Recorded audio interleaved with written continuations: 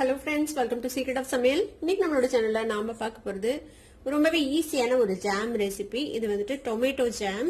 ரொம்ப ரொம்ப டேஸ்டியா இருக்கும். ஈஸியா நம்ம வீட்லயே செஞ்சலாம். ஜஸ்ட் ஒரு மூணு இன்கிரீடியன்ஸ் வச்சு 4 தக்காளி இருந்துச்சுன்னா போதும். நீங்க ஜாம் வெளியில போய் வாங்கவே தேவையில்லை. இந்த மாதிரி ஜாம் செஞ்சு கொடுங்க, குழந்தைங்களுக்கெல்லாம் ரொம்ப ரொம்ப பிடிக்கும்.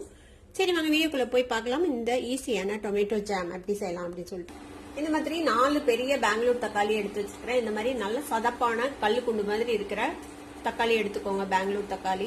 இதுல வந்துட்டு இந்த காம்பு பகுதியை நம்ம வெட்டிடலாம். இது வெட்டி நீக்கிட்டு இந்த சைடு இந்த மாதிரி ஒரு இன்டு மார்க் மாதிரி போட்டுக்கோங்க. இந்த மாதிரி எல்லா தக்காளியிலையும் நம்ம பண்ணிக்கலாம்.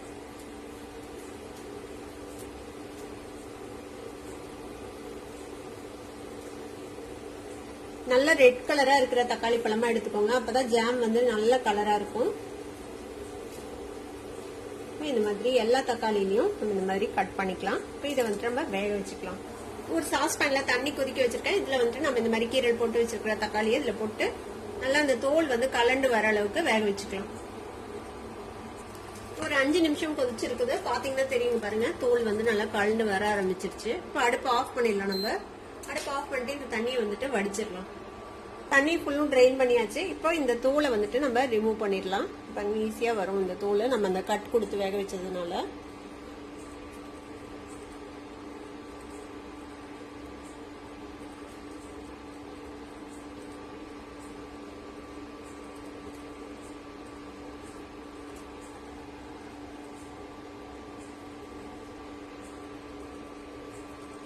இப்போ இந்த மாதிரி தோல் எடுத்தாச்சு. இப்போ இது வந்துட்டு கொஞ்சம் ஆறட்டும்.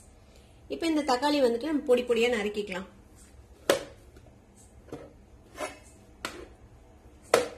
இந்த மாதிரி கட் பண்ணிட்டு இந்த மாதிரி நறுக்கிக்கோங்க. எப்படி இது வந்துட்டு மேஷ் ஆயிடும், லேசா அந்த சங்கியா இருக்கும். அதுதான் நல்லா இருக்கும் இந்த ஜாம்ல.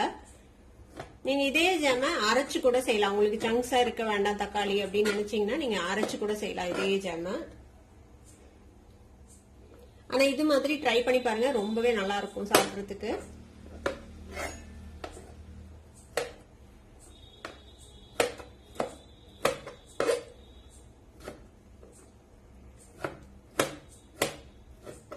ஒரு பேன் அடுப்புல வச்சுக்கோங்க. இதுல நம்ம நறுக்கி வச்சிருக்கிற இந்த தக்காளி சேர்த்திக்கலாம்.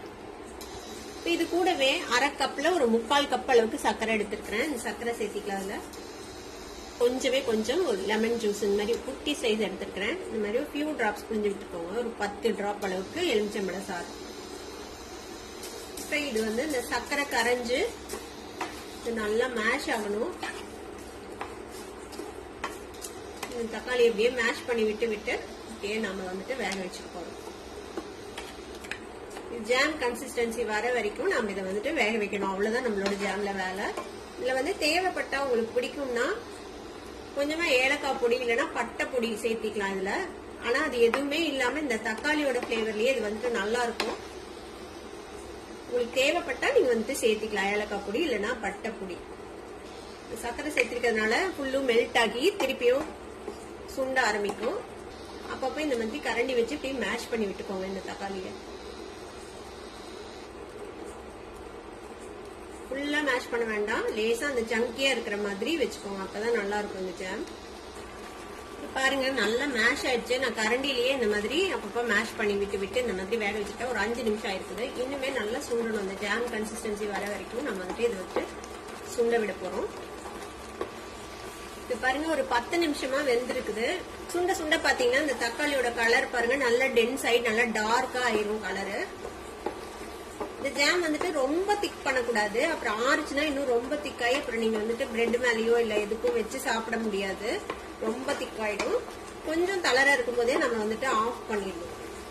இன்னும் 2 நிமிஷம் வெந்துச்சுன்னா சரியா இருக்கும். இது இந்த ஜாம் வந்துட்டு நீங்க ரொம்ப நாளைக்கு வந்துட்டு ஸ்டோர் பண்ண முடியாது. அதனால கம்மியான அளவுல செஞ்சு அப்பப்ப செஞ்சு சாப்பிட்டுக்கோங்க. ஒரு 2 மாசத்துக்கு நீங்க வந்துட்டு வச்சுக்கலாம் ஃப்ரிட்ஜ்ல வச்சு யூஸ் பண்ணீங்கன்னா.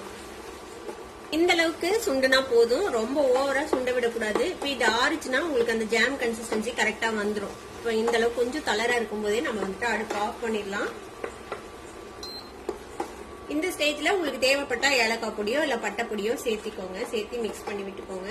நான் இன்னைக்கு எதுவுமே சேர்த்தல. இது வந்து டொமேட்டோ பிளேவர்லயே தான் இருக்க போகுது இந்த ஜாம். இப்போ அவ்வளோதான். ஆறுனதுக்கு அப்புறம் ஒரு ஏர்டைட் கண்டெய்னர்ல போட்டு நம்ம வந்துட்டு யூஸ் பண்ணிக்கலாம். அவ்வளோதான். இப்போ பாருங்க நல்லா ஆறி ஒரு ஜாம் கன்சிஸ்டன்சி வந்துருச்சு. நம்மளோட டொமேட்டோ ஜாம்ல பார்த்தாலே உங்களுக்கு தெரியும் ஒரு ஜாமி கன்சிஸ்டன்சியில் இருக்கு பாருங்க. கிளாஸியா சூப்பரா ஆயிடுச்சு. இது வந்து பிரெட்டுக்கு வச்சு சாப்பிடலாம், தோசை சப்பாத்தி அதுக்கும் கூட இது வந்துட்டு சாப்பிட்றதுக்கு ரொம்பவே நல்லா இருக்கும். நீங்க வெளியில போய் ஜாம் வாங்கணும்னே அவசியம் இல்லை. இந்த மாதிரி ஒரு 4 தக்காளி வச்சு ஈஸியா நீங்க டொமேட்டோ ஜாம் வீட்லயே செய்யலாம். கண்டிப்பா ட்ரை பண்ணி பாருங்க. ட்ரை பண்ணி பார்த்துட்டு எப்படி இருந்தது அப்படின்னு கமெண்ட்ஸ்ல ஃபீட்பேக் கொடுங்க. இந்த வீடியோ உங்களுக்கு பிடிச்சிருந்தா சப்ஸ்கிரைப் பண்ணுங்க, பக்கத்துல இருக்க பெல் ஐகானை கிளிக் பண்ணுங்க. அப்ப அதோட ஃபியூச்சர் நோட்டிபிகேஷன்ஸ் உங்களுக்கு உடனே வந்து சேரும். லைக் பண்ணுங்க, ஷேர் பண்ணுங்க. தேங்க்யூ ஃபார் வாட்சிங் this video viewers. Bye bye.